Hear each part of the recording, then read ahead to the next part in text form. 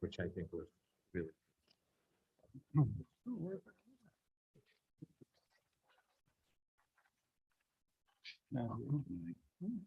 Something's mentioned.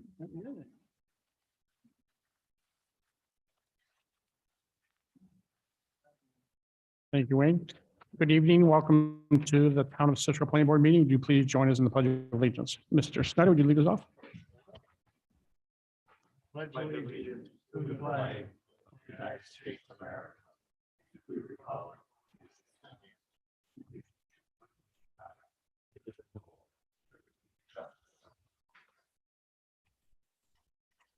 Thank you. We have new mics and they sound like they work pretty well. First order of business is the approval of the minutes from June 1 meeting. Everybody's had a chance to review. Any questions or comments? Do we have a motion to approve? Motion to approve. Second.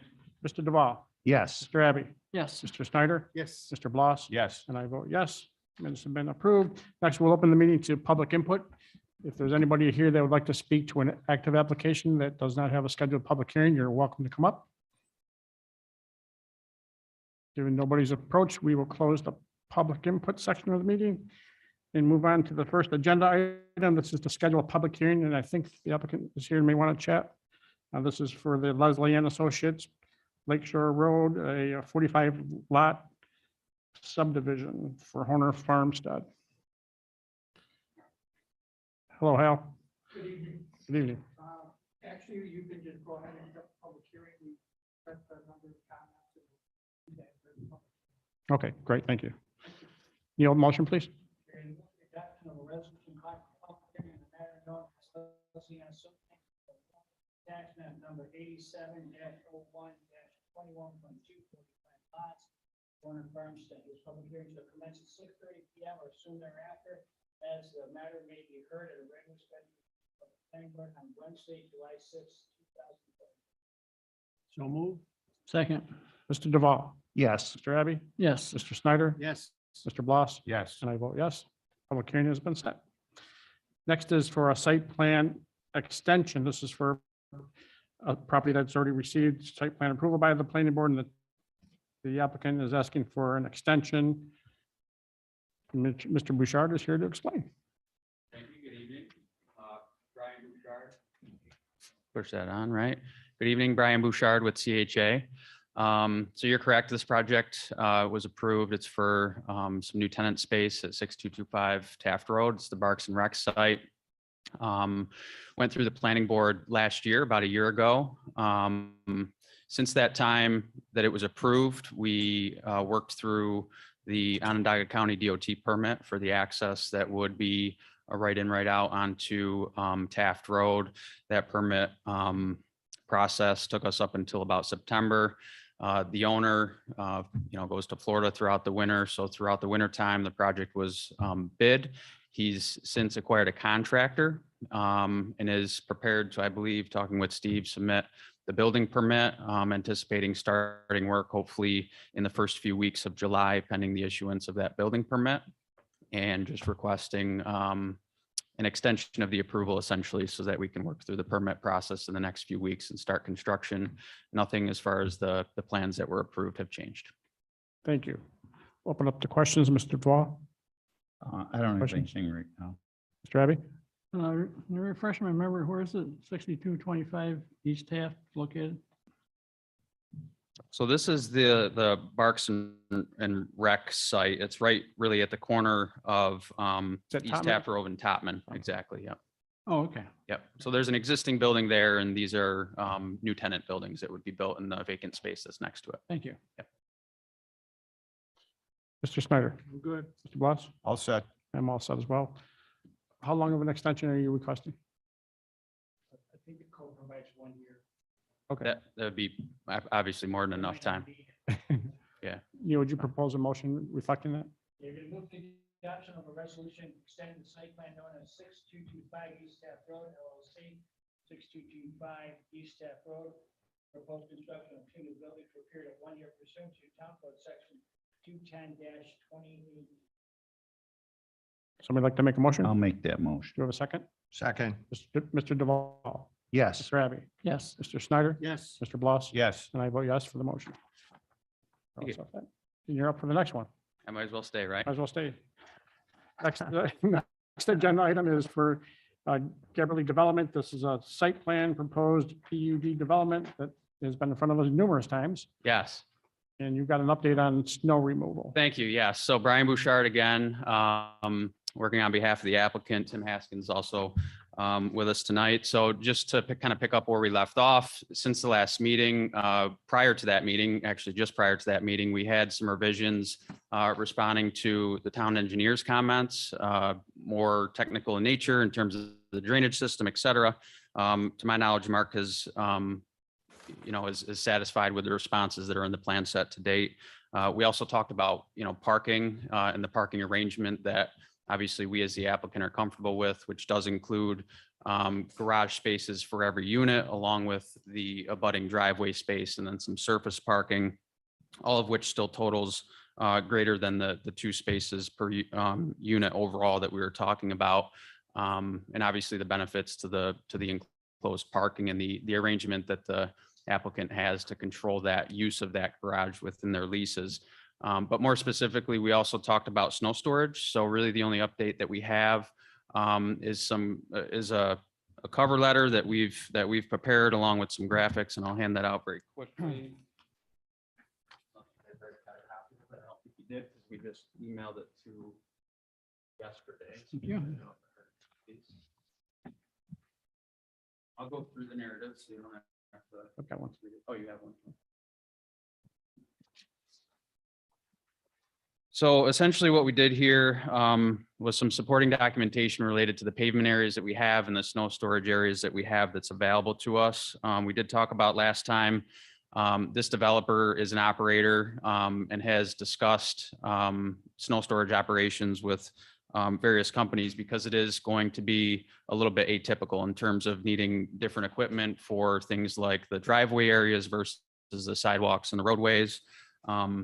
Generally speaking, there is green space adjacent to a lot of the garden and townhome style driveways that would be very typical of your residential driveway where there should be room to shovel the snow to the green spaces. But what we looked at was kind of the center area where it is mostly driveway between the flats, abutting sort of the roadway, and the ability to push the snow east and west, and then basically to the south where some of the larger snow storage areas are.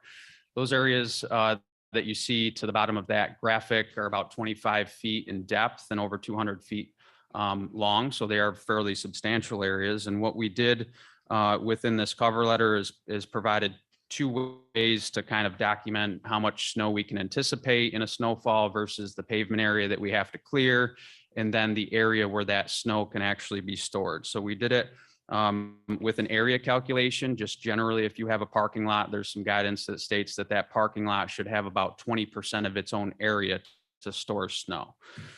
What we did was take the area that we have to push snow and clear snow, and then calculated the areas that are highlighted in red there, which is that 20% area.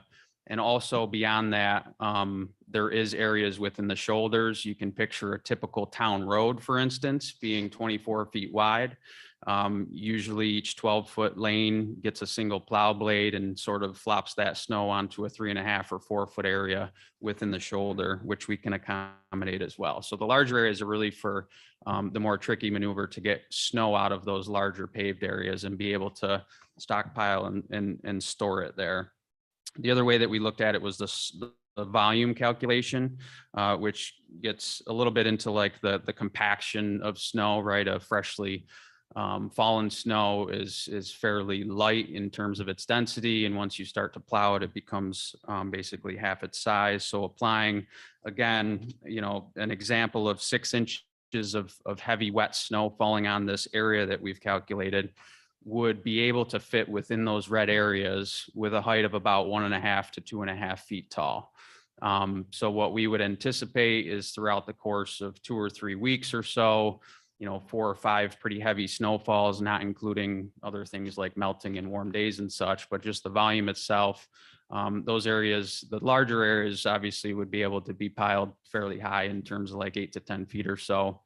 And then obviously having to then use something like a front end loader to stockpile that snow and move it to the back end of the site where there's more space. So we provided that within the graphics. There's some zoomed in views of the different areas as we went through those calculations, and are comfortable again with the ability for us as a management team to hire the right people. And it's not just obviously going to be one person with a pickup truck plowing this area. It's going to be a combination of ground crews for the sidewalks, and then, you know, a maintenance company to be able to provide the right equipment in order to accommodate the snow storage. So with that as an update, Mark, as you mentioned, you know, just getting into where we are at the process, having been through this for over a year and a half or 2 years in terms of when we started the conceptual planning. The project has taken a lot of changes, I think, for the good in terms of the comments that we've addressed in terms of traffic and the density discussions that we had previously.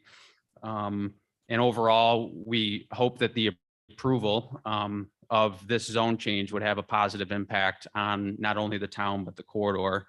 You know, we talked about this being kind of a unique housing community, sort of centralized within that commercial corridor, very much in line with the town's comprehensive plan, calling for a town center here with residential, which is a necessity of the zone change that we're asking for.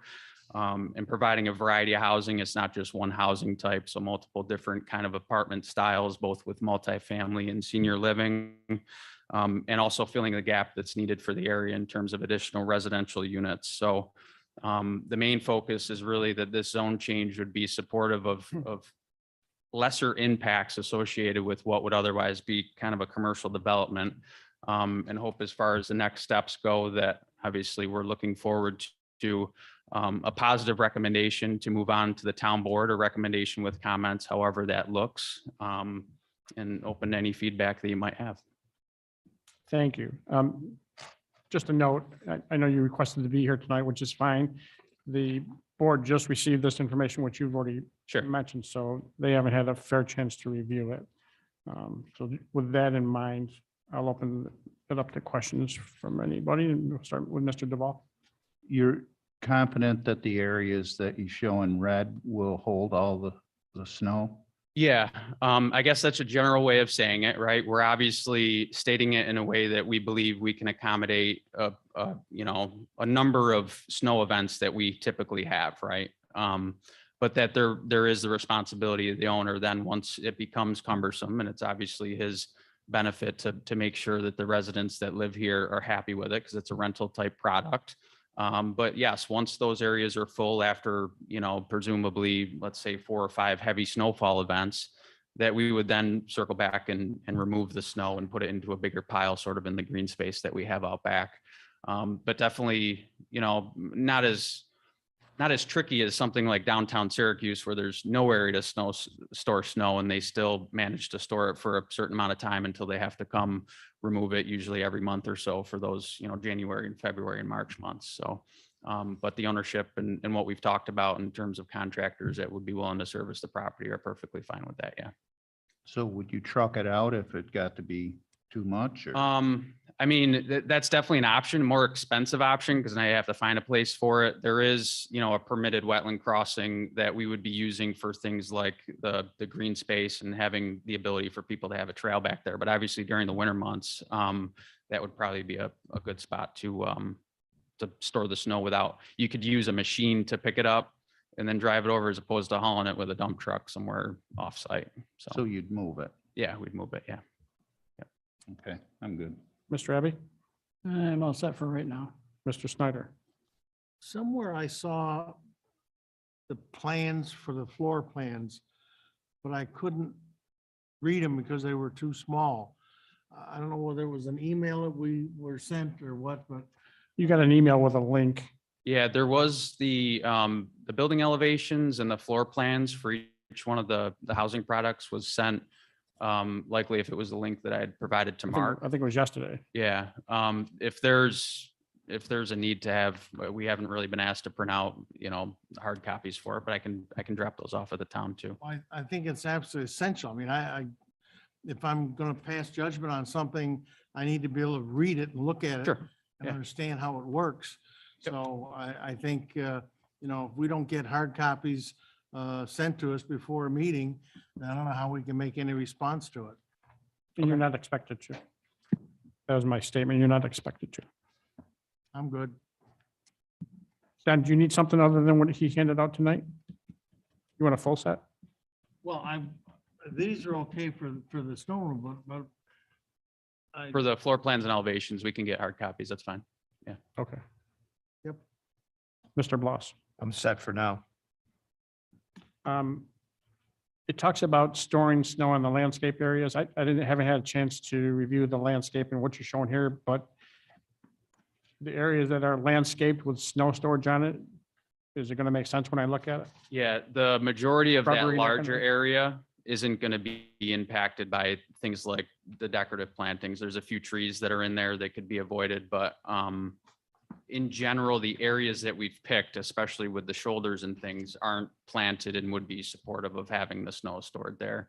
There is some landscaping that you see within the four corners of each one of the flats, and that's why there's some areas that aren't shaded. But very typical of, you know, avoiding the larger trees, but also the ground plantings are climate worthy of what we have. So pilings, you know, using that for snow is not going to negatively impact the landscaping there.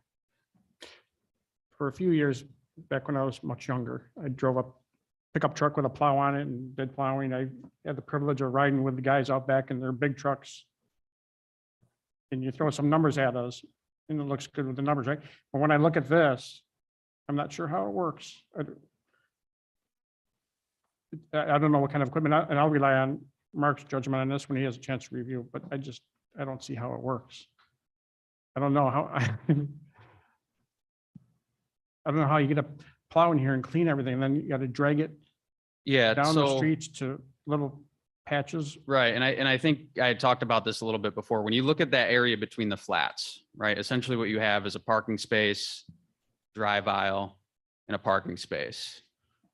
This is really no different of a situation as a parking field, right? Where you have a parking space, the driveway and the parking space. You have to clear the snow out from in between the cars, push it out into the drive aisle, and then push that snow wherever it's going to end up at the east or west, or however you move that pile of snow. But This- usually you do it when the lots are pretty empty. Right. In a residential project, the lots usually aren't empty, right? Right. At least at nighttime. You probably have a better opportunity to clear snow in individual spaces as people leave throughout the day. So it's a little bit flip-flopped than like, you know, the example of like a commercial parking lot or something where you know it's going to be vacant at midnight and you can clear the whole lot, but that's certainly not with any residential project, what you would expect of kind of the cars being parked in the driveway like you would apartments such as this, right? So I mean, it's definitely trickier than something that would have an open parking lot field. But it's the nature of the residential, you know, project. So when they drag the snow out of some of the units that are in the center into the road, then they got to, Push, yeah, exactly. Yeah. Mr. Procopio, Nothing, thank you. Mr. Jermaine? Mark? Have you had a chance to review this? Not really. Okay. And I know you're looking for, and I understand it's been a while and you're looking for us to come with. up No, with some kind of certainly a not. Resolution. I Yeah, don't, no, not understood. tonight. Not tonight, No, but not yeah, tonight. as you know, I'm sure there's time before now in the next meeting and I don't know what the process is, but to solicit each one of the board members' recommendations, just as we had last time, and formulate that. And if the hard copies of the floor plans and elevations are no problem, I can drop that off tomorrow as well. And in the meantime, if there's questions that come up in terms of formulating that type of findings letter or something, we can certainly be available to answer them and come to the next meeting and answer any questions too. Okay, great. And we'll do that internally. Okay. Brian, thank you. Okay, thank you. Thank you. That concludes our agenda items. Is there any comment or questions from any of our team members? Do we have a motion to adjourn? Do we have a So motion? I was going to make it. I know we want to hang I'll around. second. Well, second, meeting is adjourned. Good night.